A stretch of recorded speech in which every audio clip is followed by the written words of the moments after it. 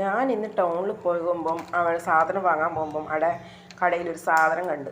അത് എന്താ സാധനം എന്നൊന്ന് കണ്ടിട്ട് ഞാൻ വിചാരിച്ചത് റബ്ബർ ബാൻഡ് ഇരിക്കുന്നു. അതല്ല, പക്ഷേ ഞാൻ വിചാരിച്ചത് എന്തായാലും നോക്കാം എന്ന് കടക്കാരനോട് ചോദിച്ചത് എന്താ സംഭവം എന്ന്. അപ്പം പറഞ്ഞ് ഇത് എണ്ണയിലിട്ടിട്ട് എടുക്കേണ്ടതാണ്. അങ്ങനെ ഞാൻ വീട്ടിലെത്തിയിട്ട് എണ്ണ ഫാം ഓയിൽ തീമൊഴിച്ച് ചീനച്ചട്ടി എടുത്തിട്ട് ഫാം ഓയിൽ ലേശം ഒഴിച്ച് കൊടുത്തു.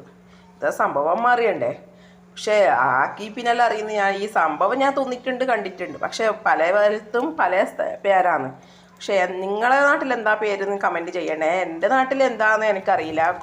ഇതിനെ ഓണ്ടേന്നോ എന്തല്ലോ പറയലുണ്ട്. അങ്ങനെ 2-3 ഞാൻ എണ്ണയിലിട്ട് നോക്കുമ്പോൾക്ക് അത് വീർത്ത് വരുന്നു. അപ്പോഴല്ല മനസ്സിലാകുന്നത് ഇത് നല്ലൊരു സാധനമാണ്.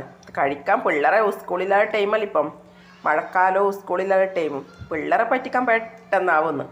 അങ്ങനെ ഞാനെന്താക്കി 1/2 പാക്കറ്റ് പൊരിച്ചിട്ട് അങ്ങനെ കൊടുത്തു.